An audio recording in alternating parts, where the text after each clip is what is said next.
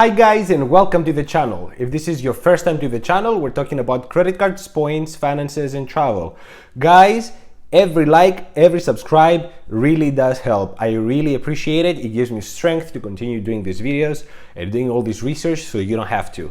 If you have any questions or comments, leave them down below. I will get back to you as soon as I can. Thank you. Last week, we did a video of the new American Express Platinum versus the rumored Chase Sapphire Reserve. And this week, we're gonna do the gold versus the rumored Sapphire Preferred.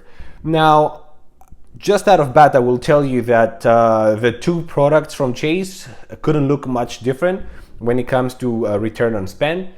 For some reason, I'm not sure why, Chase is helping more the Preferred over the Reserve.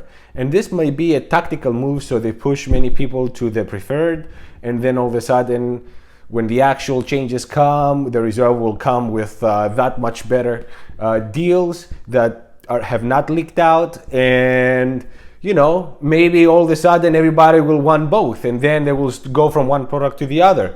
But for now, it looks like Chase is pushing people towards the Preferred, and we will see why with the numbers right now. So for the Chase Sapphire Preferred, I kept whatever is available right now in hand, and I added with yellow here everything else that is rumored to happen.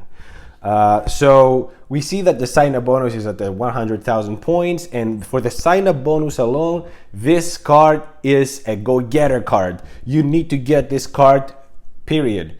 100,000 points is incredible. It's at least $1,000 value, and it can go up to 2,000 if you transfer to Hyatt. The rumor credit is $50 through the portal for hotels, and this is much better used with the Chase than the American Express Platinum, because the Platinum is only for those high-end hotels. This $50 credit applies to many cheaper hotels. You can probably get a night free with this one, or close to it. The membership, it has 12 months of Dash Pass, DoorDash, that is. Lounge access, there's none. And then the multipliers, the rumored multipliers, are 5x on travel through the portal, 3x on dining, 3x on streaming, 3x on groceries, 2x on travel, and that's general travel for everything, and 1x on everything else. On top of that, there's a 10% bonus on the points you earned the previous year. So for example, 1,000 points for every 10,000 points that you earned. So that will bring you up to 11,000 points. These multipliers are so much better than what this card was offering before. It was only offering 2x on travel and dining and 1x on everything else. So it's very good to see these multipliers. The maximum value you can get from this credit card is about $2,000 through the points on the first year.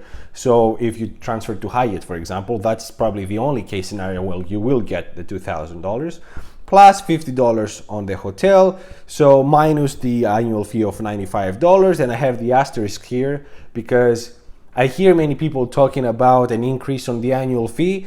In my opinion, with this credit, the extra credit, and all these multipliers, if they increase the annual fee, it will be a disaster. It only makes sense, this credit card, to keep it at $95 in my opinion. So $2,000 at 2 cents per point, that's for Hyatt, minus the annual fee, you will get about $1,955. That's the return, and the return on spend is 48.9% for travel. It's incredible. It's incredible. This is not only very useful, very easy to get, but it's a no-brainer. Basically, it's a no-brainer. You should get this credit card, period. Even now, just for this sign-up bonus, you should go ahead and get it. On the gold, nothing much has changed lately. We have a historic high on the sign-up bonus, 75,000 points for $4,000 spent on 6 months. And look at this difference, right? It's double the amount of time than the Sapphire Preferred. 6 months instead of 3 months. $120 Uber credit, $120 restaurant credit. I understand that many of you have your reserves when it comes with the credits that American Express credit cards offer, but keep in mind that you know what you spend, and if this doesn't make sense for you, you shouldn't get this credit card. Don't get emotional about it. American Express offers this credit card. You need to jump through hoops 100%, but they're there.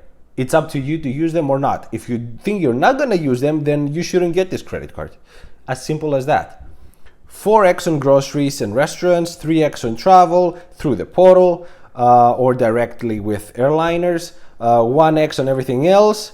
So I think this credit card is a solid credit card. The ROS is 35.1. It's much less than the Sapphire Preferred, but still a very solid return. Now in the second year, we see a little bit of a flip here. The Gold pulls ahead at 7.8% return on spend, where the Preferred is at 6.2%. Guys, I have to say though, to me, these are equal. I understand that the ROS is different between the two, about 1.5 more for the Gold, but this includes all the credits. And realistically, many of us, including myself, will not use all the credits. So I know I haven't still used even once the restaurant credit. I have used all the Uber credit, but not once the restaurant credit. So for me, this is probably the same with the Preferred for the average user. Now, some of you will get all the credits, and in that case, the Gold is a better card for you. But if you don't, you can easily argue that the Preferred is an equal credit card with the Gold. Of course, the Preferred doesn't have the wow factor that the Gold has, and I understand that's a big deal for some of us. But overall, both credit cards, very solid, very solid. I love this new Sapphire Preferred rumored changes. They are great. I hope they stay. I hope they come as they're advertised, at least on the YouTube channels. And I hope that the annual fee doesn't increase, because if it does, then the return on spend will drop significantly. And at that point, you know, I just hope they don't increase the annual fee on this credit card. It looks amazing. If the annual fee stays the same, this credit card will be a keeper. I canceled mine less than a month ago because I have the Ink Preferred, which gives 3x on travel. But now if this one gives 3x on travel and it has all these multipliers and nothing happens with the Ink, I might have to go back to this one and dump the Ink. So let's see. So if you watched the previous video about the Chase Sapphire Reserve rumored changes versus the Preferred, you see that there's a big gap between the two. It looks like Chase is pushing people towards the Preferred because it really makes no sense to get the Reserve at this point. If these rumors are accurate, then the only reason you would get the Reserve is for the lounge access. But other than that, I don't see why you would pay all that money, even for lounge access, honestly. The Preferred looks like a very solid card. It competes equally, in my opinion, with the Gold at this point, if these rumors are correct and if they don't increase the annual fee.